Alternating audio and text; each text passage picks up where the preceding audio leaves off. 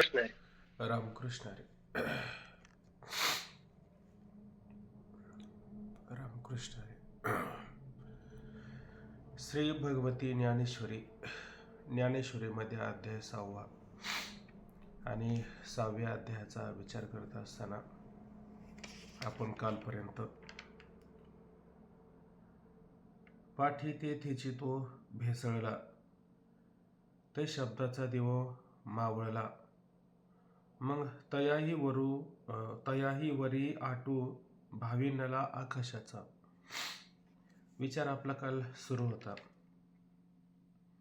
की त्या असणाऱ्या योगधारणा करणारा जो साधक आहे, त्या साधकाची काय अवस्था त्या ठिकाणी होत असते आणि त्या ठिकाणी त्याचा अनुभव माऊली या ठिकाणी आपल्याला प्रतिपादन करून सांगत आहे. तो अनुभव सांगत असताना कसा अनुभव सांगितला की गगनी गगन लया जाये, ऐसे जे काही आहे ते अनुभवे जो होय तो होऊन टाके. ज्याप्रमाणे एक आकाश आणि दुसऱ्या आकाशामध्ये एकरूप होऊन जावं आणि एकरूप झाल्याच्या नंतर द्वैत रूपाने भिन्न रूपाने काही शिल्लक न राहणं.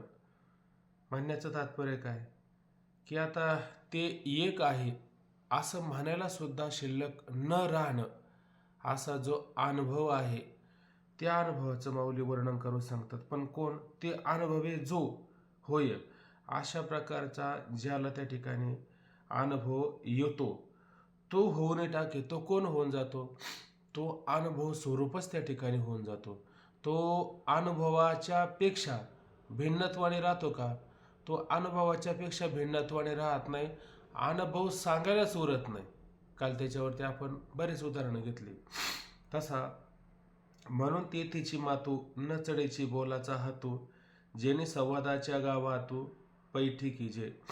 म्हणून तेथीची मातू, आता त्याला जो अनुभव येत आहे आणि त्या अनुभवाच्या ठिकाणची मातू शब्दाने घ्यायची गोष्ट, मातू शब्दाने घ्यायची अवस्था. आता त्याला त्या ठिकाणी जी काही अवस्था प्राप्त होणार आहे ती अवस्था जी सांगायची, पण ती अवस्था सांगण्याकरता न चढायची बोलाचा हातू. आणि बोल हाच कोणीतरी त्या ठिकाणी हात आहे. न चढायची म्हणजे त्या ठिकाणी हात पोचत नाही. बाकीचे लोक जर म्हणत असेल आमचे हात फार दूरपर्यंत आहेत, लांबपर्यंत आमचे हात आहे, पण या अवस्थेपर्यंत मात्र कोणाचे हात न चढायची, मात्र कोणाचा हात त्या ठिकाणी पोचत नाही. जेणे संवादाच्या गावातू पैठा कीजे. आणि म्हणून जे काय ती असणारी गोष्ट संवादाच्या आतू, आणि म्हणून ती गोष्ट काय तो विचार, तो अनुभव संवाद रूपी गावात स्थापन करता येणार नाही. म्हणजेच काय, त्या विषयाची थोडक्यात चर्चाच करण्याचा विषय होऊ शकत नाही. म्हणून संवाद रूपी गावामध्ये त्याचा विचार होणं शक्यच नाही, असं सरळ अर्थ घ्या. अर्जुना एरवी तरी या अभिप्रायाचा जे गर्वधरी, ते पाहे पावै खरी दुरी ठेली. वास्तविक पाहिलं तर अर्जुना एरवी शब्दाने बरोबर खरोखर तरी या अभिप्रायाचा आणि या अभिप्रायाचा विचार करून जर सांगायचं जर झाला की जे गर्वधरी वैखरी ते पाहे पादुरी ठेली. आणि याचा जी वैखरी गर्व धरते, काय गर्व धरते का मी ब्रह्मस्थितीला प्राप्त झालो असं ज्याची वाणी म्हणते, ती वाणी असं जे म्हणत असेल तर ती वाणीच कशी चुकीची आहे. जसं तुकोबरा म्हणतात की नाही, तुका म्हणे भुली हिच्या उर फाट्या चाले. म्हणजे ही वाणी जी आहे हिची चाल, हिचं बोलणं हे सगळं कसं आहे उरफाट आहे. म्हणजे हिला बाकीच्या गोष्टी माहीत आहेत का? हिला बाकीच्या गोष्टी माहीत नाहीये. म्हणून हिच्या बोलण्यात हिच्या वैखरीचा विचार जर केला तर माऊली सांगतात, विचार जर करून पाहिला तर वैखरीनं जे सांगण्याचा विचार त्या ठिकाणी धरतात, परंतु ती सांगणारी वैखरी सुद्धा त्या अभिप्रायापासून, अभिप्राय तात्पर्याचं काय, अभिप्राय याचं तात्पर्य काय, जो त्या ठिकाणी अभिमान धारण करणारी जी वैखरी आहे ती वैखरी सुद्धा यापासून काय होते, बाजूला राहते. का बाजूला राहते त्याचं वर्णन करून माऊली सांगतात. त्याचं कारण माऊली त्या ठिकाणी सांगतात. कारण ती सुद्धा राहत नाही. का राहत नाही? त्याचं कारण आहे की कारणाचा नाश झाला की मग कार्याचा नाश होतो की नाही? कार्य आणि कारण भाव तुमच्या लक्षात आहे का? कशाला कारण म्हणायचं आणि कशाला कार्य म्हणायचं सांगा बरं. कार्यकारण सांगा बरं. काय आहे का उदाहरण? कार्यकारण कशाला म्हणायचं? माती कारण आणि कार्य घट. घट, हा असं सोपं सांगा, जाऊ दे. ते कार्य वाचून कारणाचा नाश तुमच्या ते लक्षात येणार नाही प्रक्रिया. बर, मग आता जिथं मातीच, आता एखादा घट तयार केला, घटासाठी तुम्ही किती माती वापरली? वजन करून घेतली माती, म्हणजे जवळजवळ 2 किलोची माती असेल, 2 किलो माती घेतली असेल, पाणी वगैरे काही घातलेलं नाही, ती 2 किलो माती घेतली आणि त्याचा एक घट तयार केला. आणि नंतर तुम्हाला काय करायचं होता की त्या घाटातून 2 किलो माती काढून घ्यायची होती. मग घाटावर तुम्ही प्रक्रिया करून 2 किलो माती काढून घेतली. आता कारण काढून घेतलं, कार्य राहील का? कार्य राहू शकत नाही. म्हणजे कारणाचा नाश झाला असता कार्याचा स्वाभाविकपणे नाश होत कारणाचा नाश झाला असता कार्याचा स्वाभाविकपणे नाश होत असतो, बरोबर आहे की नाही? तसं आता ह्या वाणीचं कार्य काय, कारण काय? ते कारणच नाहीसं झालं तर कारण नाहीसं झाल्याच्या नंतर कार्य शिल्लक राहील का? कार्य शिल्लक राहणार नाही. आणि म्हणून जी वाणी म्हणते की मी ब्रह्म जाणलं अशी म्हणणारी जी वाणी, ती वाणी कोणती वाणी? खरी वाणी का खोटी वाणी? ती मुळातच खोटी वाणी. म्हणजे का बरं? वय खरी तिथपासून बाजूलाच राहते, दूरच राहते. त्याचं उदाहरण देऊन सांगतात, पहा. भ्रू लता मागेला कडी, तेथे मकराचीने अंग न मांडे, सडिया प्राणा साकडे गगना येता. भ्रू लता मागेला कडी, आता हे भ्रू आहे की नाही, भोवयांच्या मागं, आणि हे काय कोणतं चक्र? आज्ञाचक्र आहे का नाही? 7 चक्रांचा विचार केला आपण, 7 चक्र सांगत असताना इथं काही ठिकाणी 6 सांगितले, पण खरे पाहायला गेलं तर किती चक्र येतात? 7च चक्र येतात. मग नाही तर घोळ होतं. आता इथं ज्या अर्थी भ्रूलता सांगितले, तर इथं एक चक्र सांगितलं मागेलाकडे, म्हणजे इथं आज्ञाचक्र सांगितलंय. त्याच्यानंतर इथं कोणतं चक्र सांगितलंय? कंठस्थानी विशुद्ध चक्र सांगितलं, ज्याच्यामध्ये आपण मूळ बंद केला, आपलं कोणता जालिंदर बंद केला होता. हृदयामध्ये ते आले होते, सगळे नाद आपण ऐकले होते, ते अनाद चक्र पाहिलं होतं. नाभीस्थानी, नाभीच्या थोडं वर किंवा त्या ठिकाणी मणिपूर चक्र सांगितलं होतं. खाली स्वादिष्टान चक्र सांगितलं होतं कांदापर्यंत, आणि त्याच्या खाली आपण मूलाधार चक्र सांगितलं होतं. आणि इथं कोणतं चक्र झालं? तर सहस्रदळ चक्र झालं. आता किती चक्र झाले सगळे? म्हणजे खाली मूलाधार चक्र झालं, त्याच्यानंतर स्वादिष्टान चक्र झालं, त्याच्यानंतर मणिपूर चक्र झालं, त्याच्यानंतर अनाद चक्र झालं, त्याच्यानंतर विशुद्ध चक्र झालं, त्याच्यानंतर आज्ञा चक्र झालं, त्याच्यानंतर सहस्रार चक्र झाले. असे 7 चक्राचा विचार आला. मग इथं चक्र मानावं लागेल, पण कोणतं चक्र मानायचं? तर आज्ञा चक्र त्या ठिकाणी मानावं लागेल. मग ह्या चक्रापर्यंत कोणता नाद असतो? तर ह्या असा असणारा जो प्रणव आहे, त्या प्रणवाचा तेथे मकराचे अंग न मांडे. आता मांडे शब्दाने काय घेतला आपण? आकार स्वरूप, असं त्याचा अर्थ घेतला. मग कशाचं स्वरूप? न मांडे म्हणजे राहत नाही. कशाचं स्वरूप राहत नाही? म्हणजे आकार, ओकार आणि मकार, ओंकाराची जी तिसरी मात्रा आहे ती पण उच्चारामध्ये येते, पण ती मकाराची तिसरी मात्रा तिचा उच्चारच होत नाही. किंवा आणखीन विचार करा, नाभिस्थानी तिचा घोष झाला, मग पश्यंती, मध्यमा आणि वैखरी. आता ती नाभिस्थानीमध्ये तिचं सगळं संपून गेले. नाभिस्थानामध्ये तिचा घोषाच्या कोंडी नादचित्राची रुपडी, हे जे तुम्ही म्हणताय की नाही, हे सगळंच थांबलंय त्या ठिकाणी. आता इथं जर सगळं थांबलं असेल तर ते वैखरीमध्ये प्रकट होईल का? तिसऱ्या वैखरीमध्ये म्हणजे नाभी पसली ती परा सोडून द्यायची, आणि घोष झाल्याच्या नंतर नाद वगैरे पुढे होऊन इथं वाणीमध्ये तिचा आकार त्या ठिकाणी येतो. व तो आकार निर्माण होईल का? आकाराची प्रतीती येईल का? ती आकाराची प्रतीती येऊ शकत नाही. का येऊ शकत नाही? कारण खालीच नष्ट झालेले, खालीच नाहीच झालेले. मग वरती वैखरीमध्ये कसं प्रगट होईल? वैखरीमध्ये प्रगट होत नाही. मग तुम्ही जर म्हणत असाल मी ब्रह्मस्वरूपाचा अनुभव घेतो, तर घेतो हे म्हणायला सुद्धा शिल्लक राहत नाही, असा सरळ अर्थ होतो. म्हणून माऊली म्हणतात भ्रूलता मागेलाकडे, आणि भोवयांच्या मागच्या बाजूला कुठं? आज्ञाचक्रात, तेथे मकराचेची अंग न मांडे, आणि तो मकराचा असणार मात्रा, त्या मकराचं स्वरूपच त्या ठिकाणी काय राहत नाही. किंवा इथं काय दिलंय 31 ओंकारातील तिसऱ्या मात्रेची म्हणजे दशमद्वाराची. इथं दशमद्वार पण एक शब्द दिलेला आहे. दशमद्वार आहे का लक्षात? दशमद्वार कशाला म्हणायचं? द्वार किती आपल्या शरीराला? हे शरीर किती द्वाराचं नगर आहे? त्याला नवद्वाराचं नगर असं म्हटलं जातं. आहे का नाही? हे तर मान्य आहे ना तुम्हाला, नवद्वाराचं नगर म्हणजे 9 द्वार माहिती आहे. पण इथं 10वं द्वार सुरू होतं हे माहित नाही का? त्या 10वं द्वार उघडलं ना, बेगे शब्द वापरला त्या ठिकाणी, आहे का नाही? म्हणून दशमद्वारे जनी गेली असंच काहीतरी एक अभंग होता बघा. म्हणजे त्या जनाबाईंचा अभंग होता. ते म्हणले 10व्या द्वारातून मी प्रवेश करून बाहेर आले. म्हणजे हे 10वं द्वार कोणतं? हेच असणार मागचं. या द्वारातून इथून आणि वरती निघून जायचं असतं. अशा प्रकारे काय ते मकराचं असणारं अंग स्वरूप त्या ठिकाणी राहत नाही. साडी का राहत नाही? सडिया प्राणा साकडे गगना येता. कारण सडिया शब्दाने घ्यायचा एकटा आणि असणारं कोणी राहिलेला शरीरामध्ये प्राणवायू. आणि साकडे म्हणजे फार कठीण कष्टप्रद. कुठं? गगना येतात. आणि त्या आकाशामध्ये वरती येताना त्याला फारच त्या ठिकाणी काय होतात? साकडे होतात. एकट्या असणाऱ्या प्राणाला साकडे होतात म्हणजे फार कठीणपणा त्याच्या ठिकाणी येत असतो. म्हणून त्याला वरती येणं फार कठीण होतं. पुढे म्हणतात पाठी तिचे तो भेसळला. आणि नंतर पाठी म्हणजे नंतर काय होतं? शेवटी त्या आकाशामध्ये तो काय होतो? भेसळला आणि मिश्रित होऊन जातो.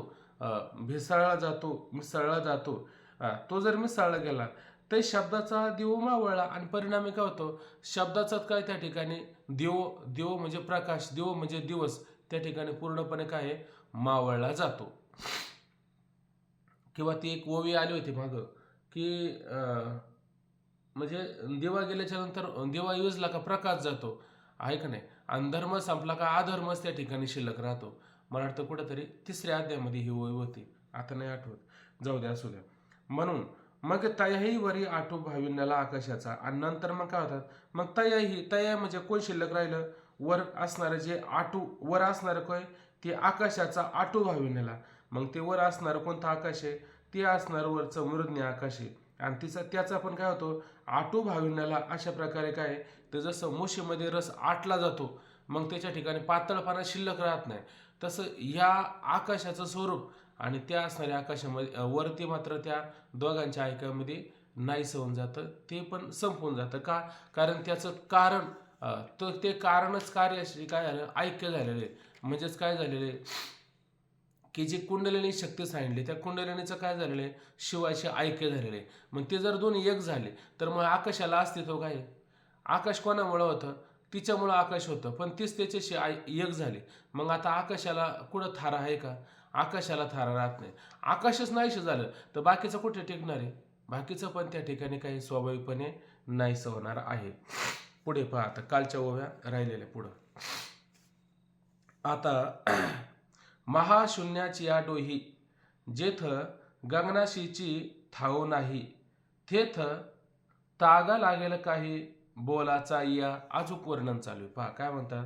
आता महाशून्याची या डोही, आता ते तत्व सांगितले कोणतं? परब्रह्म तत्व. आणि त्या परब्रह्म तत्वाचा विचार सांगत असताना त्याला काय म्हणले? महाशून्य. वास्तविक पाहिलं तर हे शून्य सुद्धा म्हणायला तिथं कुणी आहे का? शून्य सुद्धा म्हणायला कुणी शिल्लक राहत नाही. पण त्याला शून्य असं का म्हटलं असेल बरं? त्याचं कारण एवढं लक्षात घ्यायचं की त्याला शून्य म्हणायचं तात्पर्य की त्याच्या ठिकाणी बाकी काही शिल्लक नाही. ते मुळात कसे निराकार आहे. पण आता माया त्याला उपाधी लागली का नाही? आजो ते बहु आता भला पर्या रांडेनी नाशिला, असं तुम्ही तुकोबरायांचा अभंग पाहता की नाही? म्हणूनच त्याच्या ठिकाणी काय की ती माया उपाधी असल्या कारणाने आता हे जे बोलणं आहे ना, ही माया उपाधीच्या सापेक्ष माऊलींचं बोलणं आहे. म्हणून त्याला काय म्हटलंय? तो व्यापकच आहे, पण त्या मायाने काय केला? त्याला थोडक्यात शून्य केल्यासारखं झालं. पण तो शून्य काय सामान्य शून्य असेल का? तो शून्य म्हणजे सामान्य शून्य नाही. त्या शून्याला डो असं म्हटलेलं आहे. कोणत्या? त्या आता त्या शून्य त्याला शून्य म्हणा किंवा तुम्ही त्याला ईश्वर सुद्धा म्हटलं तरी चालेल. पण कोणता? माया सापेक्ष असणारा ईश्वर हाच त्या ठिकाणी काय परब्रह्मरूपी डोह आहे. बरोबर का? येईल लक्षात ना असं? माया सापेक्ष असणारा हा परब्रह्मरूपी डोह असं घेतलं तरी सोपं सरळ अर्थ त्याचा होऊ शकतो. म्हणजे ज्याच्या ठिकाणी कोणत्याही प्रकारचा आकार नाही, जे मुळात निराकार असणारं पण मायेच्या सापेक्ष ईश्वर भावाला आलेलं असणारं परब्रह्म तत्व ते काही एका डोहाप्रमाणे आहे असा अर्थ घ्या. बर, आता तो डोह सांगितला, पण तिथं जेथं गगनाशीची ठाव नाही, आणि ज्या ठिकाणी काय गगनाशी, आता हे जे गगन आहे का नाही, गगन म्हणजे कोणतं, हे व्यापक असणारं आकाश, याला त्या ठिकाणी ठाव, याचं ठिकाण, याचा थांगपत्ता, याला काही आधार, याला आहे का त्या ठिकाणी. वास्तविक पाहिलं तर आता पुढं 7वा अध्याय पाहणार आहे. त्या 7व्या अध्याय माऊलीने काय सांगितलं का, आता हे जे आकाश आहे, हे आकाश कसं आहे त्याच्या पुढं, त्या परमात्म्याच्या पुढं, म्हणजे मायाने सापेक्षित असणारं जे परमतत्व, माया विशिष्ट चैतन्य असं म्हणा, ते कसं आहे म्हणे, ते इतकं व्यापक सांगितलं. जसं म्हणता ना ब्रह्म मुक्ताबाईंचा अभंग बघा, विश्वपट ब्रह्मद्वारा, ते विश्वाचा पट सांगितला बरं का, आणि त्याच्यातला दोरा कोणी, ब्रह्म आहे. आडवे दोरे उभे दोरे असं तयार करून काय केलेले, वस्त्र झालेले. पण ते आकाश आहे ना, ते आकाश कशातून गाळून घेतलंय, म्हणजे उभा दोरा आडवा दोरा गेला, एक छोटी चौकट भाग राहते छिद्रात, त्या छिद्रातून हे आकाश गाळून घेतलेले, त्या छिद्रातून हे आकाश गाळून घेतलेले. मग त्या तत्वाच्या पुढं आकाश केवढे, आता सांगा वर्णन करू, येईल का वर्णन करून, सांगताच येणार नाही. मग ते किती व्यापक तत्व असेल. आता त्याला शून्याचा डोह जरी म्हटलं, पण ते शून्याचा डोह किती व्यापक आहे, येईल का आपल्याला अंदाज, आपल्याला अंदाज येऊ शकत नाही. जसं तुकोबराय म्हणतात, उमरातील किटका, उमराचं झाड पाहिलं की नाही, ऐकून झालं असं मागे तुमचं, उमरातील किटका, उमराचं झाड, उमराच्या झाडाला आलेलं फळ, त्याला पण आपण उमराचं फळ म्हणतो. त्या उमराच्या फळामध्ये काय छोटे छोटे कीटक असतात. ते म्हणले हेची ब्रह्मांड आयशे लेखा. आता हे ब्रह्मांड किती व्यापक असेल बरं. ब्रह्मांड सांगत असताना अनंत ब्रह्मांडे उदरी, हरे हा बालक नंदा घरे, नवल केवढे केवढे, असे बरेच अभंग आपल्याला पाहता येतं. म्हणून याच्यात काय लक्षात घ्यायचं की ते उंबराचं झाड, उंबराच्या झाडाला आलेलं फळ, आणि त्या फळामध्ये असणारं किडा, त्या किड्यालाच काय म्हणलं, ब्रह्मांड असं म्हणलं. आयशे उमरे झाडे किती, सांगा आता, आशे उमराची झाडं किती, तो हा आयशे उमरे झाडे किती, आयशे झाडे किती, नवखंडी. आता हे किती खंड सांगितलेत आपल्याला पृथ्वीवरती, 9 प्रकारचे खंड सांगितलेत ना. जम्बू या दीपा माझे, आपण एका खंडावर राहतो, त्याला काहीतरी जम्बूदीप असं म्हटलं जातं. असंच ना, जाऊ दे, कधी कधी चुकीचं पण होऊ शकतं, मला काही माहीत नाही. उंबरातील किटका ह्याची ब्रह्मांड आयशे लेखा, आयशे उमरे झाडे किती, आयशे झाडे किती नवखंडी. ते म्हणले हेची ब्रह्मांड आमाशी, आयशे अग्नीत अंडे कैशी, हे अंड म्हणजे हेच ब्रह्मांड आहे का नाही. असे अंडे किती त्या ठिकाणी, किती किडे, हेची ब्रह्मांड आमाशी. पुढं काय म्हटलं, विराटाच्या अंगी तैशी, मोजू जाता अगणित केशे. आता विराट आहे ना परमात्मा आहे का नाही, त्याला विराट कधी म्हटलं जातं, जेव्हा त्याला स्थूल उपाधीनं घेतलं जातं. काय घेतलं जातं, त्याला स्थूल उपाधीनं घेतलं जातं. जेव्हा त्याला स्थूल उपाधीनं घेतल्या कारणाने त्याला काय नाव येतं, विराट. आणि आपल्याला स्थूल उपाधीनं घेतलं, आपल्याला काय नाव येतं, विश्व नाव येतं. पाहिलं ना त्याची पाठ, आपल्याला विश्व म्हटलं की त्या ठिकाणी तो कोण होता असतो, विराट होतो. आता त्या विराटाच्या अंगावरती अग्नित केस, म्हणजे हे रोम आहे का नाही, त्या रोमाखाली किती, एके रोमी आयशे धेंडे, असंच ना, अनंत ब्रह्मांडे एके रोमी आयशे धेंडे. एका रोमाच्या, म्हणजे हे रोम पाहतो, या रोमाच्या खाली धेंडे, म्हणजे व्यापक असणारे ब्रह्मांड किती, अगणित, त्याचा अंतच लागणार नाही आहे काय नाही. एके रोमी आयशे धेंडे, एवढं त्या ठिकाणी आपल्याला पाहायला मिळतं. पण तेच कुठं सांगितलं, आयशी तो हा नंदाचा बाळमुकुंद, तान्या म्हणवी परमानंद. तो हा कोण आहे, नंदाचा बाळमुकुंद, तान्या म्हणवी परमानंद. आयशी आगम्य ईश्वर लीला, अशी आगम्य म्हणजे तिचा अंतच लागणार नाही, ईश्वर लीला, आणि ब्रह्मानंद गम्य तो केला, असे अभंगामध्ये पाहता येतं. किंवा आणखीन म्हटलं, कोण त्याचा पार पावला धुंडता, पुढे विचारता विश्वंभरा, वेदश्रुती त्याही खुंटल्या, असं काहीतरी प्रमाणे, की वेदश्रुती सुद्धा त्याचं वर्णन करता करता त्या सुद्धा कुंठित झाल्या. किती वर्णन करायचं, म्हणजे वेदश्रुती तिथपर्यंत पोहोचू शकल्या नाही. किती व्यापक आहे ते. म्हणले दावेले अनंते अर्जुनाचे पोटे अनेक त्या सृष्टी कृष्ण लोका. त्या कृष्ण परमात्म्याने काय केलं, आपल्या शरीरामध्ये किती अनंत प्रकारच्या सृष्टी आणि अर्जुनाला दाखवल्या. कुठं, कोणत्या अध्यायामध्ये, 12व्या अध्यायामध्ये पाहिलं आपण, पाहणारे पुढं आपण ते आहे का नाही. असं एवढं सगळं व्यापक दाखवलं. मग किती परमात्मा व्यापक येतो. तो न कळे ज्ञानाशी, न कळे ध्यानाशी. तो ज्ञानाला कळल का, ध्यानाने कळन का, ना ज्ञानाचा विषय होईल, न त्या ठिकाणी ध्यानाचा विषय होईल, किंवा न कळे दर्शना धुंडाळीथा, न कळे आगमा न कळे निगमा.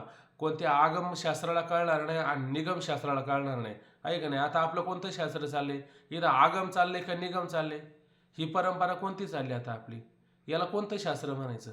आता आपण निगमात नाही, आता आपण आगमशास्त्रात आहे. हे शंकराचं हे आगमशास्त्र. आगमशास्त्र चालू आहे आपलं, आहे का नाही. हे पण कळलं पाहिजे. शास्त्राचे प्रकार असतात ना, आगमशास्त्र निगमशास्त्र, हे प्रकार असतात त्याच्यामध्ये.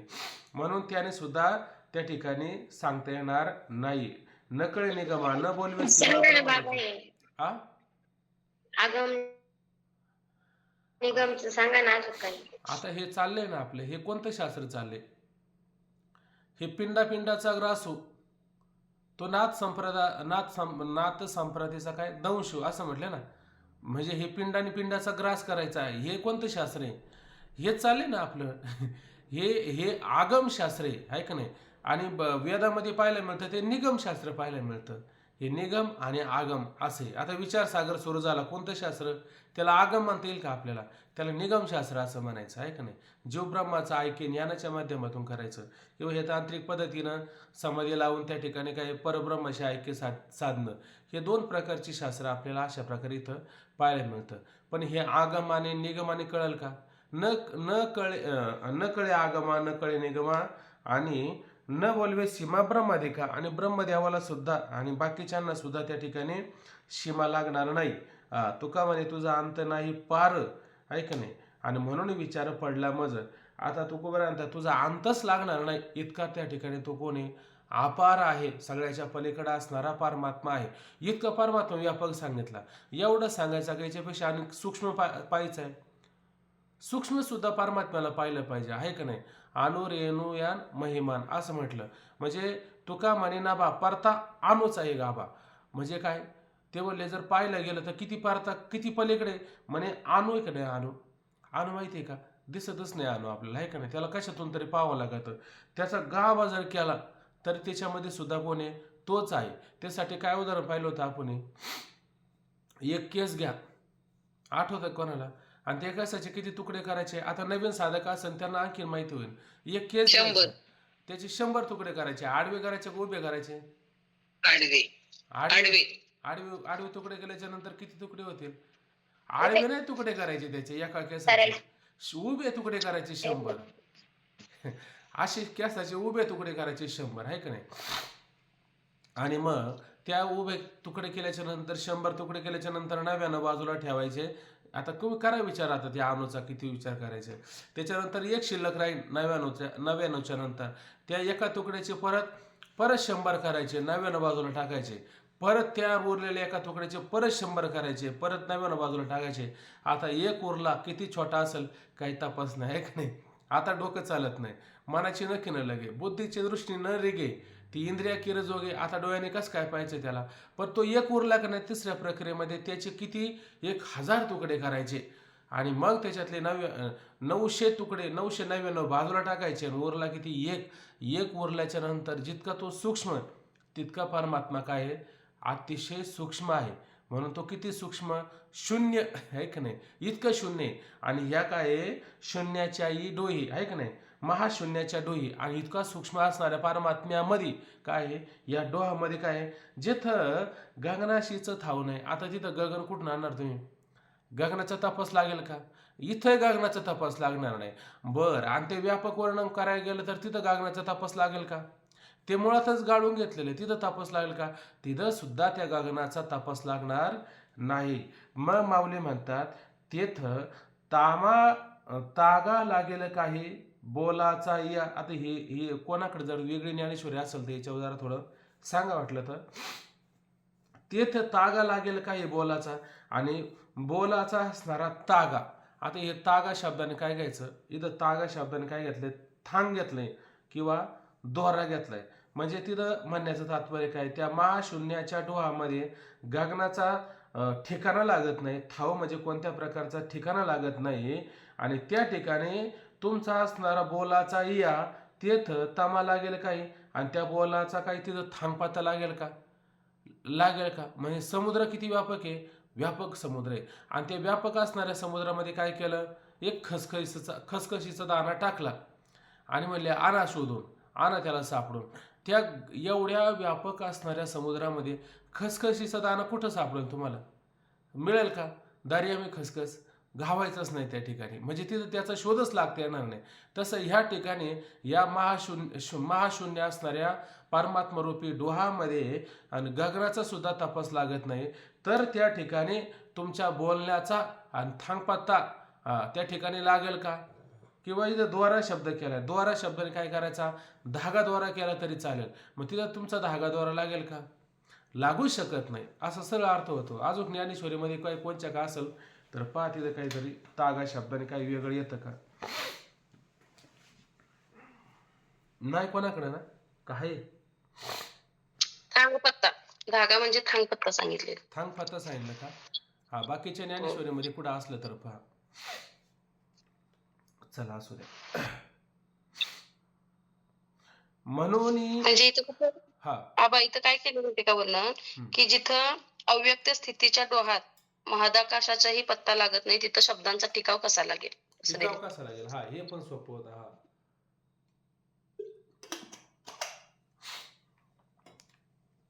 आता त्याला महाशून्य म्हणल्याच्या नंतर व्यक्त म्हणा, अव्यक्त म्हणा, बरेच काही नाव येत राहतात त्याच्यामध्ये. फक्त तुम्हाला आता एवढी जरी नाव माहीत झाली, त्यातलं तात्पर्य कळलं का ओबीचं, मग तुम्हाला काय घालायचं त्याच्यामध्ये नावं घाला वाटलं तर. पुढे पहा. म्हणून आखरा माझी सापडे की कानावरी जोडे, हे तैसे नवे पुढे त्रिशुद्धी गा. म्हणून माऊली काय म्हणतात? म्हणून हे सगळं वरचं कारण लक्षात घेऊन म्हणून म्हणतात आखरा. आखर शब्दाने काय घ्यायचा अर्थ? अर्थ काय घ्यायचा? आखर. आखर म्हणजे अक्षर. काय घ्यायचा अर्थ? अक्षर. आणि माझी शब्दाने काय घ्यायचा? मध्ये. बर का? म्हणून त्या ठिकाणी काय म्हटलं? म्हणून आखरा माझे सापडे. म्हणून आखरा माझे म्हणजे अक्षरामध्ये सापडे. काय सापडे? शब्द आहे का नाही? कारण तो शब्द उत्पन्न होण्याकरता काय असलं पाहिजे? अक्षर असलं पाहिजे. म्हणून त्या अक्षरामध्ये तुम्हाला सापडलं असतं काय? तो शब्द. पण तो अक्षरामध्ये तू आता सापडेल का? अक्षरामध्ये सापडत नाही. कारण त्या शब्दाचं कारण काय? आकाश. ते काय होऊन गेलेले? तेच आता नाहीसं होऊन गेलेले. मग जिथं आकाश नाही आणि त्या शब्दाचं कारण कोण आहे? आकाश. आकाश हा शब्द काय आहे? आकाशाचा असणारा महत्वाचा गुण आहे. तिथं ते आकाशच नाही राहिलं. म्हणून आता त्या ठिकाणी आखरा माझे सापडे. म्हणून त्या अक्षरामध्ये तो शब्द सापडेल का? मग अक्षरामध्ये शब्द सापडणार नाही. मग की कानवरी जोडे. आणि जर अक्षरामध्ये सापडला असता तर तो काय? कानवरी जोडे म्हणजे कानाला काय ऐकायला आला असता. जोडे म्हणजे कानाला प्राप्त झाला असता. काय प्राप्त झाला असता? ऐकण्यास प्राप्त झाला असता. पण तो मुळात अक्षरामध्ये सापडत नाही. तो कानावरती कसं काय त्या ठिकाणी प्राप्त होईल? कानामध्ये कसं काय ऐकायला येईल? ऐकायला येणार नाही. म्हणून म्हणले हे तैसे नवे पुढे त्रिशुद्धी गा. म्हणून हे जे आपलं वरचं जे सांगणं जे झालं की नाही, तैसे नवे, तसे नवं म्हणजे तशा प्रकारचं मुळात नाहीचे. काय नाहीये? म्हणून तो शब्दाच्या माध्यमातून किंवा आणि वैखरी त्या ठिकाणी गर्व धरेल वगैरे वगैरे सगळ्या गोष्टी पाहिल्या की नाही. तर माऊली म्हणतात आता तुमचे ते बाकीचे नाद होते, त्या नादाचं काय करायचं आता? का ते नाद ठेवायचे का ते नाद गेलेच आता संपून? आता नाद संपून गेले. आता ध्यानाने संपून गेले का विचाराने संपून गेले? विचार तर संपून गेले ना. म्हणजे समाधान काय झालं तुम्हाला? ध्यानाने झालं का विचाराने झालं? म्हणून म्हटलं ना, विचार वाचून न पाहिजे समाधान. तुम्ही काहीच केलं नाही तर एवढं सगळं हाताला आलं. तुम्ही काहीच क्रिया केली नाही तर एवढं सगळं हाताला आलं. बरोबर आहे की नाही? म्हणून आता ऐका. म्हणून जे काही दैवे नाही इथं वरचे हे तैसे नवे आणि पुढे म्हणजे अगदी स्पष्टपणे खरोखर त्रिशुद्धिगा. त्रिशुद्धिगा म्हणजे काय? त्रिवार सत्य. त्रिशुद्धी शब्द जिथे जिथे येतो का नाही तिथं काय घ्यायचं? त्रिवार सत्य घ्यायचं. म्हणून तसे नाहीचे. हे तसं नाहीचे. कसं नाहीये? म्हणून त्या बोलण्यामधून प्रकट होतं. असं जर कोणी म्हणत असेल, माऊलीने किती वर्णन करून सांगितलं. म्हणून बोलण्यातून ते अजिबात त्या ठिकाणी प्रकट होत नाही. उलट माऊलींच्या मागं ओव्या पहा बरं तुम्ही. त्याने काय म्हणलं? बोलाची ताटी भली. सांगितलं का नाही आपल्याला माऊलीने? प्रत्येक ओवीच्या ठिकाणी जा. महावाक्याचंच वर्णन करून सांगणारी ओवी आहे.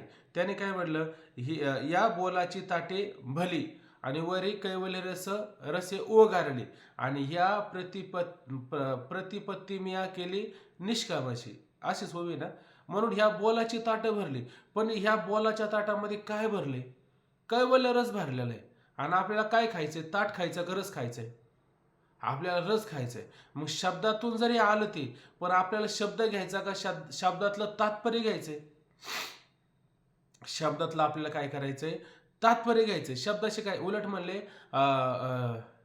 काहीतरी ओवी बघा, बोलाची वालिप फिडीचे, असंच ना, तेच ओवी खाली. म्हणजे बोलाची वालिप फिडीचे आणि शब्दाचे अंगा व्हायचे, असंच ना. म्हणजे बोलणं आहे त्याचं वालिप म्हणजे त्याचं टरपलं काढायचंय, आहे का नाही. आणि त्या शब्दाचं तात्पर्य लक्षात घ्यायचं आणि त्या शब्दाच्या अंगा ब्रह्माची अंगा व्हायचे. म्हणजे शब्दात काय वर्णन करून सांगितले? शब्दाचं आपलं शब्दामध्ये त्या परमात्म्याचा निर्देश वर्णन करून सांगितलेला आहे. मग त्या ब्रह्मस्वरूप आहे, त्या ब्रह्मस्वरूपाला जाणून ब्रह्मस्वरूप आपल्याला व्हायचं का? शब्दच घेऊन बसायचा, शब्द मात्र घेऊन बसायचा नाही. हे पण माऊलीनं आधीच सांगून झालेलं आहे. म्हणून माऊली म्हणतात, बाबा तुम्ही अगदी त्याप्रमाणे जर समजत असेल तर त्या ठिकाणी तसं मात्र नाही. आणि हे कसं आहे, हे तैसे नव्हे पुढे अगदी स्पष्टपणे खरोखर हे कसं सांगतो मी? त्रिशुद्धी गा, त्रिवार सत्य सांगतो. हे त्रिवार सत्य म्हणजे तसं ते नाहीच आहे. कसं नाहीये? आकाशाला फुलं आहेत का? आकाशाला कधी फुल येईल का? आकाशाला कधी फुल येणार नाही. आणि सश्याला कधी शिंग येतील का? सश्याला कधी शिंग येणार नाही. येईल का सश्याला शिंग? आणि गंधर्व दुर्ग काय पाडावे? आकाशामध्ये गंधर्वाचे आणि त्या ठिकाणी किल्ले, दुर्ग म्हणजे किल्ले कधी असतील का? काहीतरी 15व्या अध्यायामध्ये ओवीचे आठवत असेल तर पहा, असंच वर्णन आलं त्या ओवीमध्ये. म्हणजे हे कधी होऊ शकत नाही. म्हणजे हे कसं आहे? त्रिवार सत्य. तसं ह्या ठिकाणी हे वाणीतून आणि वैखरीतून बोलणं हे प्रगट होऊ शकत नाही. हे कसं आहे? त्रिवार सत्य, असा सरळ अर्थ घ्यायचा. पुढे पहा, जे काही दैवे अनुभविले फावे. जे काही दैवे अनुभविले फावे ते आपणची हे ठाकावे होऊन या. अजून काय म्हणता माऊली पहा. आता हे जे वर्णन चाललंय का नाही, हा जो विषय सुरू आहे माऊलींचा, तर हे सारं हे शब्दातून मात्र वर्णन होऊ शकत नाही, शब्दातून मात्र सांगू शकत नाही. भले फार जास्त विचार करून डोक्यात चांगल्या प्रक्रिया आणून तुमच्यावरती ते प्रतिबिंबित होऊ शकतं, तुमच्यावरती वजन मारलं जाऊ शकतं. तुम्हाला म्हणू शकतो हे असं आहे, हे तसं आहे, हे तसं आहे, हे सारं जरी म्हटलं, पण हे शब्दातून ते अनुभव येऊ शकतो का आपल्याला? शब्दातून आपल्याला अनुभव येऊ शकत नाही. मग हा अनुभव कसा येऊ शकतो आपल्याला? हा अनुभव आपण म्हटलं दुरून डोंगर साजरे, इथून जर म्हटलं फक्त दुरून डोंगर साजरे, पण दुरून डोंगर साजरे कधी म्हटल्याच्या नंतर ते दुरून डोंगर चांगला दिसतो, पण नुसतं चांगला दिसतो का जवळ गेल्याशिवाय कळत त्याचा अनुभव?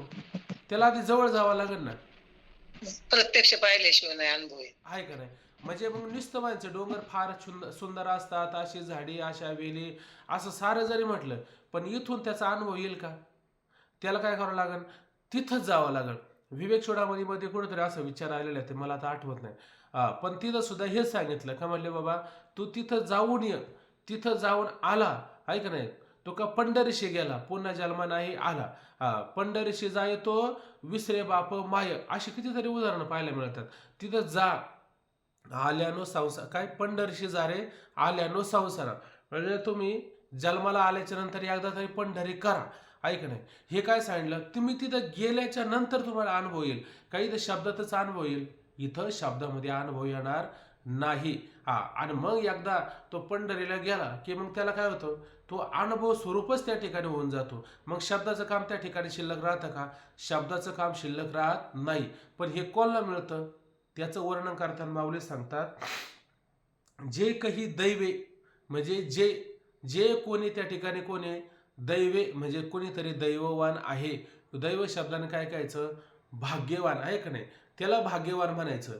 बाकीचं त्याला फक्त शब्द शब्दामध्ये सांगता आलं, शब्दामध्ये बोलता आलं, ओव्यांचं वर्णन करून सांगता आलं, तो भाग्यवान आहे का? तो भाग्यवानच नाही. भाग्यवान कोण आहे? ज्याला त्याचा पूर्णपणे अनुभव आलेला आहे, त्यालाच त्या ठिकाणी काय आहे, भाग्यवान म्हटलेलं आहे. तुकोबारा म्हणतात का नाही, आम्ही दैवाचे दैव म्हणजे काय, आम्ही फार भाग्याचे आहे का नाही. आम्ही दैवाचे दास पंढरीरायाचे. आम्ही परमात्म्याचे कोणी दास त्या ठिकाणी आहोत. आणि आम्हीच का बरं दास आहे, बाकीचे का दास झाले नाही त्या ठिकाणी. ब्रह्मादिक जया लाभाशे ठेंगणे आणि बळे भले आम्ही शरणागत. आम्ही त्याची शरणागत झालो म्हणून आम्ही दैवाचे झालो. म्हणजे परमात्म्याच्या ठिकाणी काय व्हावं लागणार, आपल्याला शरणागत व्हावं लागेल. जो शरणागत होतो तो दैवाचा, तो भाग्याचा, त्याला भाग्यवान म्हटलं जातं. दुसरं कोणाला भाग्यवान म्हटलं जातं का? दुसरं कोणालाच भाग्यवान म्हटलं जात नाही.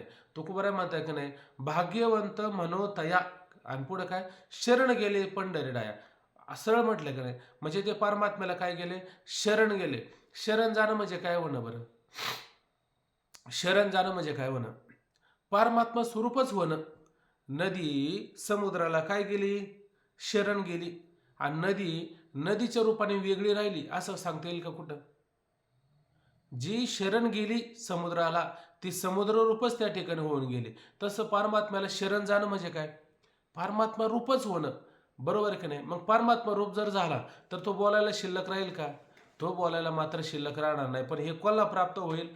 जो कोणी त्या ठिकाणी दैववान आहे, जे काही दैवी आहे का नाही, कोणीतरी त्या ठिकाणी दैववान असेल, त्यालाच काय अनुभविले भावे, त्यालाच ह्या ठिकाणी हे काय प्राप्त होतं. आणि हे काय सहजासहजी प्राप्त होत नाही, हे फार भाग्याने प्राप्त होतं. जसं तो कोणा म्हणताय का नाही, पुण्य फळले बहुत दिसा भाग्य उदयाचा ठसा. अनेक त्या ठिकाणी आपल्याला प्राप्त लक्षात घेता येऊ शकतं. अनेक प्रकारचे दैव आपल्याला सांगू शकता येतात. म्हणून या ठिकाणी काय घ्यायचं आपल्याला, की अनुभविले फावे, त्याला त्या ठिकाणी काय होतो, अनुभव येतो. आणि अनुभवाने फावे म्हणजे प्राप्त होतं. ते आपणची हे ठाकावे होऊन या. आणि अशा प्रकारचे त्याला जेव्हा अनुभव येतो, कशाने येतो, दैवाने भाग्याने त्याला त्या ठिकाणी अनुभव येतो. पण असा जेव्हा अनुभव येतो तेव्हा ते काय होतं, ते आपणची हे ठाकावे होऊन या, आहे का नाही. म्हणजे ते कोण, जेव्हा, जे म्हणजे ज्यांना, जे म्हणजे जेव्हा असा अनुभव येतो आणि ज्यांना अनुभव येतो ते आणि त्यांना काय होतं, आपणची. आपण कोण आहे? आपण शब्दाने मागे विचार केला होता, आठवतं कोणाला? आपण शब्द आल्याच्या नंतर काय विचार घ्यायचं?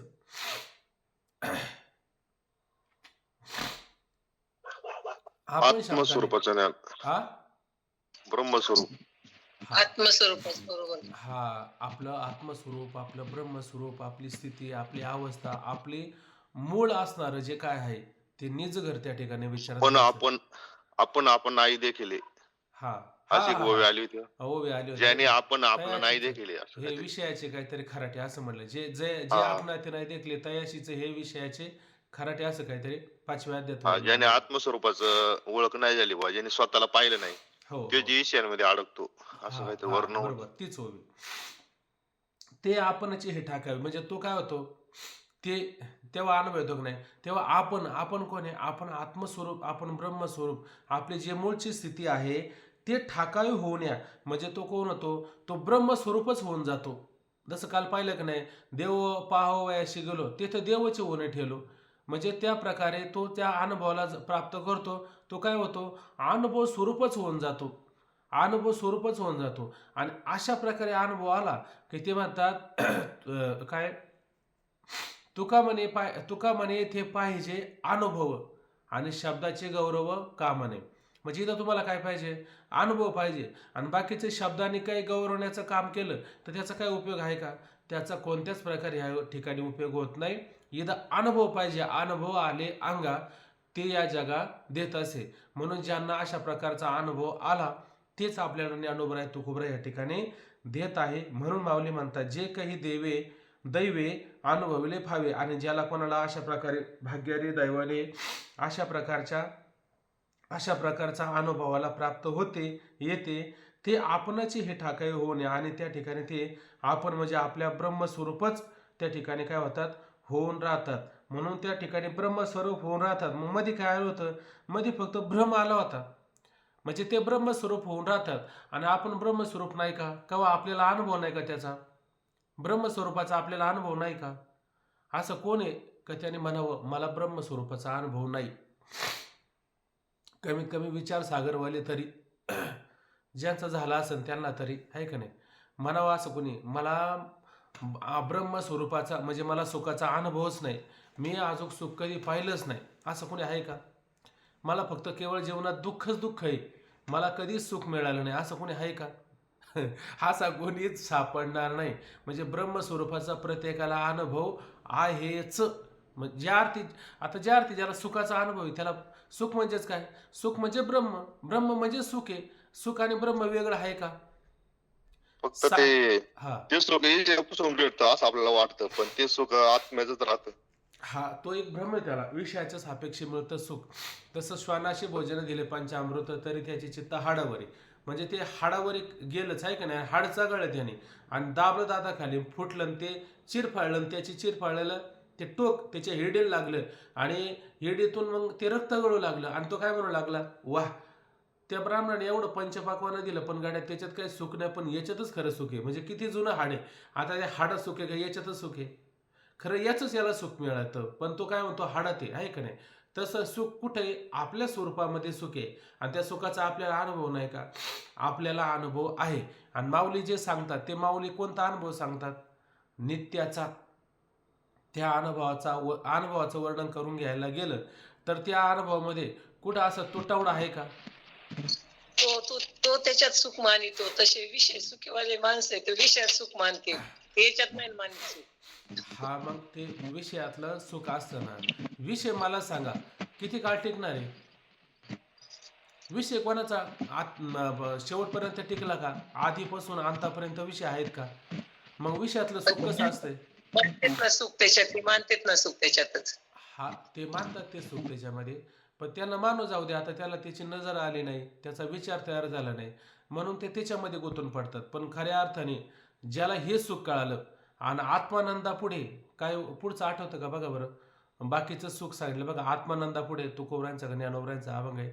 ते म्हणले ह्या आत्मानंदाच्या सुखापुढे बाकीचं सुख सारं नगण्य. मग सारं नगण्य म्हणण्याचं तात्पर्य काय? त्याला हा विचार कळला ना, सुख कुठे आहे? आपल्यातच आहे. आपणच सुखरूप आहे म्हणून बाकीच्याला महत्व आहे, आणि आपण जर सुखरूप नसो तर बाकीच्याला महत्व दिलं असतं का? याज्ञवल्क्यांचं एक हे बघा श्लोक आहे, नवा आर्यपत्यू कामाये पतिप्रिय भोवती आत्मनस्तु कामाये पतिप्रिय भोवती. म्हणजे असं वर्णन करताना म्हटलं त्याने की आपलं बायको प्रेम आहे म्हणून बायको प्रेम नाही, आपलं आपल्यावर प्रेम आहे म्हणून आपलं बायको प्रेम आहे, आपलं जगावर प्रेम आहे, आपलं जगावर प्रेम आहे म्हणून जगावर प्रेम नाही, आपलं आपल्यावर आधी प्रेम आहे मग जगावर प्रेम आहे, आपलं मुलांवर प्रेम आहे, सगळ्यावर प्रेम आहे, पैशावर खाण्यावर प्रेम आहे, आपलं आधी आपल्यावर प्रेम आहे म्हणून ह्या सगळ्यावर प्रेम आहे. आपलं जर आपल्यावर प्रेम जर नसलं तर हे सगळं आपल्याला प्रेमास्पद वाटलं असतं का? मग सगळ्यात महत्त्वाचा प्रेमास्पद कोण असेल? आत्माच प्रेमास्पद आहे, इतर मात्र प्रेमास्पद नाहीच आहे. ती बस आहे, त्या बसमध्ये बसला, इस्त्री केलेली नवी नवी कपडे, सारं तुम्हाला उदाहरण माहिती आहे का नाही? सुरुवातीला खुर्चीवर बसायचं म्हणलं लगेच रुमाल काढतो झटकून आणि मग बसतो. पहिलं प्रेम कुठं होतं? त्या कपड्यानं होतं. बरोबर आहे की नाही? पण त्या इष्टीचा अपघात झाला, मग मग त्याला मग तो रक्तबंबाळ झाला, दुखापत झाली, मग मग कपडे फाडू लागला, कोणी त्याला मदतीला नाही. ज्याचं त्याला पडलं मग आता हा काय करू लागला, कपडे फाडू लागला आणि तिथं बांधू लागला. कोणीतरी आले आणि त्याला दवाखान्यामध्ये ॲडमिट केलं, पण त्याला जरा शुगर होती. डॉक्टर म्हणला आता याचं काय केलं पाहिजे आपण? याचे हातपाय काढू लागत, नाही तर हे वाढलं तर हा मरू शकतो. ते म्हणले काय करायचं सांगा लवकर, निर्णय द्या, आहे का नाही? तुम्हाला येऊ द्या मुलाला, येऊ द्या याला त्याला त्याला यायला याला यायला जायला काही वेळ नाही, ते आता लवकर सांगा नाही तर मग तुम्हाला बाहेर काढावं लागेल, लवकरच डेड बॉडी आम्हाला बाहेर द्यावं लागेल, वेळ लागणार नाही. ते म्हणले मग मग आता कशाचा विचार करता, काढा ना हातपाय.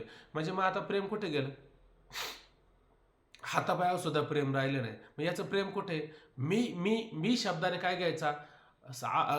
सत चित आनंद. जो पहिला स सांगितला नाही त्याला आस्ती भाती आणि प्रिय. तो आस्ती शब्दाने काय होतो, मी याने आस्ती प्रगट होत असतो. म्हणजे परमात्म्याचं सत्स्वरूप या मीनी प्रगट होत असतो. म्हणजे मी जो म्हणतो का नाही, तो मी हा आस्ती किंवा सत्रूपाने प्रगट होत असतो. म्हणून तो काय करतो, स्वतः आपल्यावरती आधी प्रेम करतो, मग बाकीच्या गोष्टीवर प्रेम करतो. आपलं जर आपल्यावर प्रेम नसतं तर आपण कोणावरती त्या ठिकाणी प्रेम केलं नसतं. अशा प्रकारचा ज्याला अनुभव येतो तोच म्हणतो आत्मानंदा पुढे. आणि बाकीचं काय वर्णन आता मला ते आठवत नाही.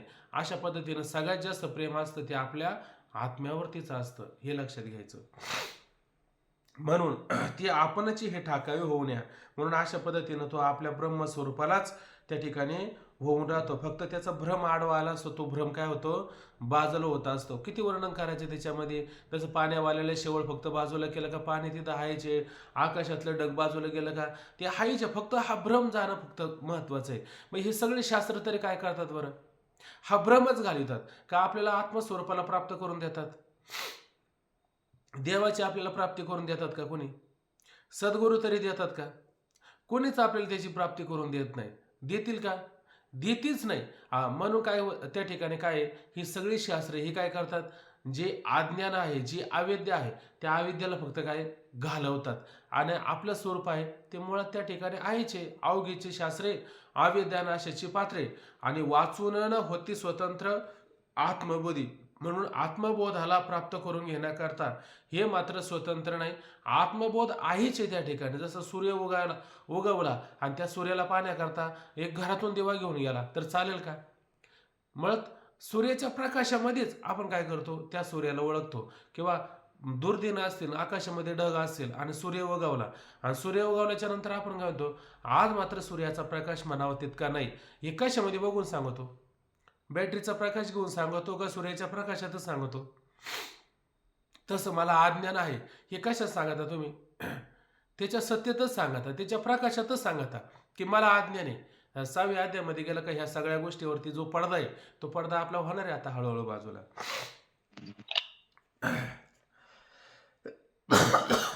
पुढे पहा. हा, पुढती जाणणे ते नाहीची म्हणून असो किती हेची बोलावी आता वायाची धनुर्धरा. आता फार महत्वाचा विचार आला. मग म्हणले आता पुढती जाणणे ते नाहीची म्हणजे आता पुढती, आता परत पुन्हा पुन्हा वारंवार जाणणे ते नाहीचे. म्हणून त्याला आता त्या ठिकाणी जाणावं लागेल का, त्याला लक्षात घ्यावं लागेल का. एकदा विस्तावरती हात ठेवला ऐक नाही आणि त्याने चटका बसला आणि बरेच दिवस झाल्याच्या नंतर त्याला म्हटलं चटका विस्तावर कसा बसतो, ते खरंच मला आता आठवत नाही हो कसं काय चटका बसतो, थांबा मी एकदा विस्तावर हात ठेवून पाहतोच कसं काय चटका बसतो. असा तो म्हणेल का, असं म्हणेल का, म्हणणारच नाही. का म्हणणार नाही, कारण अनुभव एकदा आला की नाही. बरं, हा ग्रंथचे ज्ञानेश्वरी ग्रंथ आहे, एकदा तुम्हाला कळालं तुम्ही या ग्रंथाला दुसरा ग्रंथ म्हणाल का, म्हणणार नाही. का, कोणत्याच प्रकारचा भ्रम येत नाही का, तुम्ही एवढे अध्याय बारकाईनं पाहिलं, एवढं सगळं चिंतन केलं, आता हे डोक्यातून जाईल का, हे डोक्यातून जाणार नाही. कारण याने तुम्ही सगळ्या भ्रमाचा नाश केलेला आहे. म्हणजे भ्रमरहित तुम्हाला काय झाली अवस्था झालेली. मग पूर्वी भ्रम नव्हता का, पूर्वी होता भ्रम, पण आता भ्रम राहिला का, आता भ्रम राहिला नाही. मग मागं काय केलं पुढं काय केलं हे सांगायची आवश्यकता आहे का आता, का त्या आवश्यकतेच्या पलीकडेच गेला, आवश्यकतेच्या पलीकडेच गेला, काही शिल्लक राहत नाही. जसं तुकोबराय म्हणतात की नाही, झालिया दर्शन एक वेळा काय मागील परिहार पुढे नाही शिन, आहे का नाही. पण मागचा परिहार द्यायचा नाही. मागं काय झालं, कालच विषय झाला याच्यावरती नाही का, काल बोलणं झालं आपलं. म्हणजे मागं काय झालं हे सांगायला शिल्लक राहतो का, आणि जो सांगायला शिल्लक राहत असेल तो आज त्या आत्मस्वरूपाला प्राप्त झाला का, किंवा त्याचं दर्शन, त्या परमात्म्याचं त्याला दर्शन झालं असं म्हणता येईल का. ते म्हणले मागील परिहार म्हणजे मागचं काही सांगायचंच नाही, हे केलं ते केलं ते केलं, फार बाटलो अमुक झालो हे सांगायचंच नाही. आणि पुढे नाही शिन, आणि पुढं काय होईल त्याचं सांगायचं काय, पुढं सांगायचं नाही, मागचं वर्णन करून सांगायचं नाही, पुढची काळजी करायची नाही, पुढचं शिन घ्यायचं नाही डोक्यावर, आणि मागचं काही सांगायचं नाही. हेच खरं दर्शन आहे. हे ज्या दिवशी आपल्याला होईल का नाही हेच खरं दर्शन आहे. दर्शनाचे अनेक प्रकार तुकोबराय सांगतात. ते म्हणले मान अपमान अवघे गोवे, मान अपमान गोवे अवघे गुंडोनी ठेवावे, हेच देवाचे दर्शन. कितीतरी देवाचं दर्शनाचे प्रकार तुकोबराय सांगून जातात.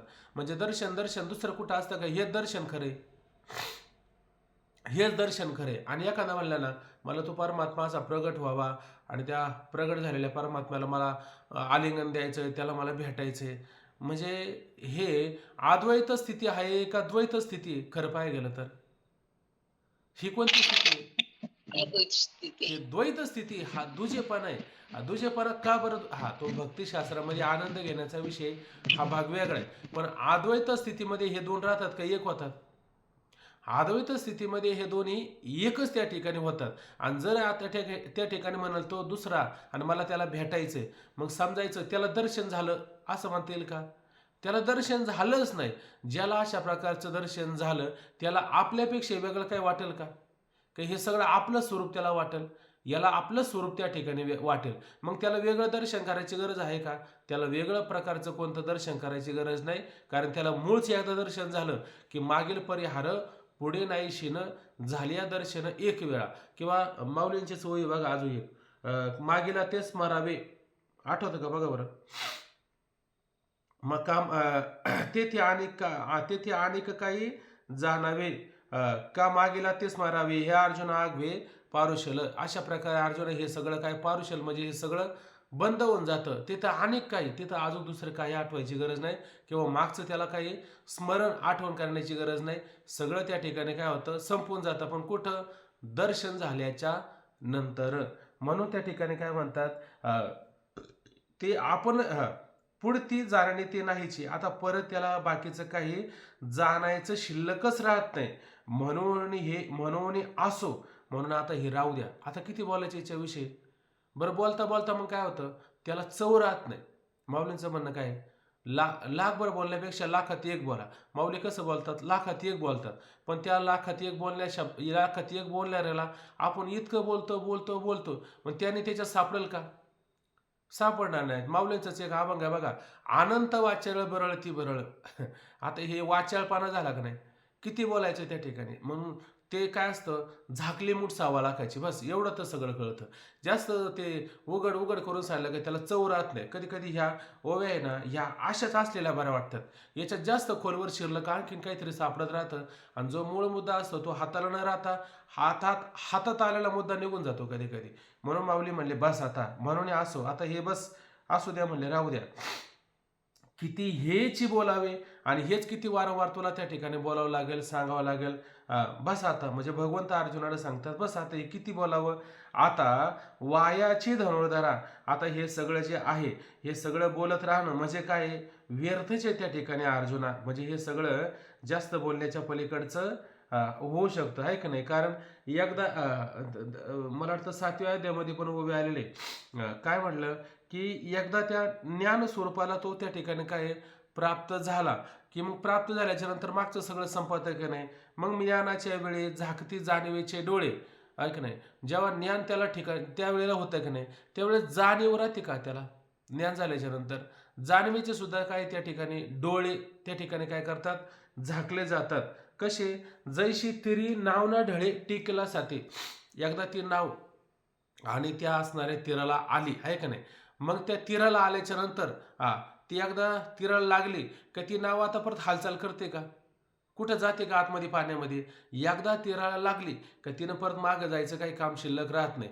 तशी एकदा जाणीव झाली, आहे का नाही? जाणीवेची काय तैशी ज्ञानाच्या वेळी त्या ज्ञान एकदा त्या ठिकाणी झालं की जाणीवेचे सगळे डोळे काय करतात? झाकतात.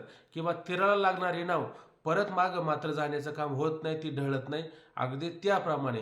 किंवा आणखीन माऊली म्हणतात, तैशी जाणीव जेत न रेगे विचार मागवता पावली रेगे तर्को आईनीने घे अंगी जायच्या. म्हणजे कोणत्या प्रकारचा तर्क राहिला का त्या ठिकाणी करायला? कोणत्याच प्रकारचा तर्कही त्या ठिकाणी शिल्लक राहत नाही. म्हणून अधिक जर त्या ठिकाणी करायला गेलं तर ते काय होईल? वाया म्हणजेच काय त्या ठिकाणी वायाची धनुर्धरा. आता पुढे जर बोलत असेल तर ते अर्जुना व्यर्थच होऊ शकतं. पुढे पहा, आयशे शब्द जात मागोते सरे. बघा ना, आता हे सांगता सांगता माऊलीनं त्या शब्दाचं वर्णन करताना किती वर्णन करून सांगितलं.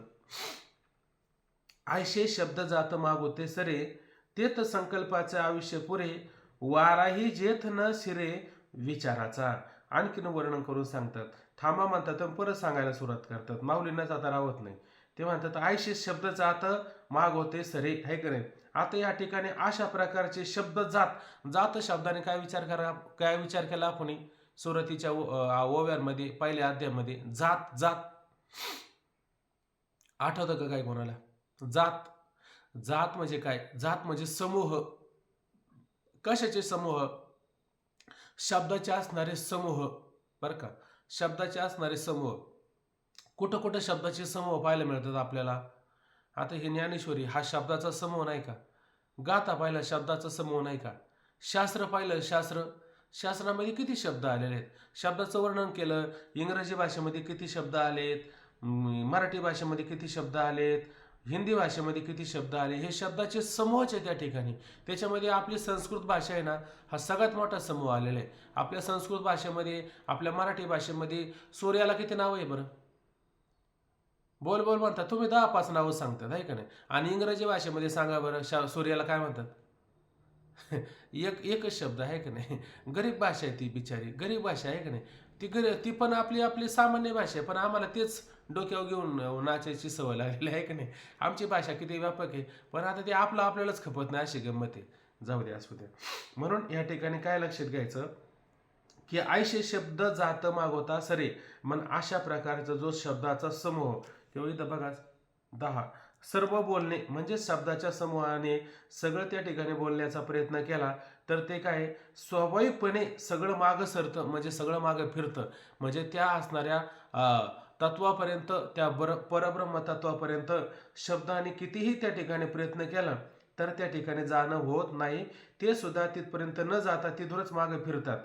बरंच त्याच्या ठिकाणी बोलण्यासारखं असलं, पण आता वेळ थोडा राहिला. तेथं संकल्पाचे आयुष्य पुरे, आणि त्या ठिकाणी जे संकल्प आहेत का नाही ते संकल्पाचं आयुष्य.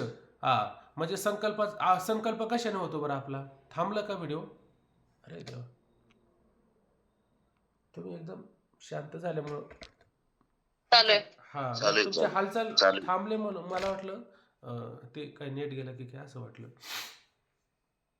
आता हे राहिलं ना, कमीत कमी एवढ्यांचे चेहरे पाहिले का मला जरा ते ऍडजस्ट होतं.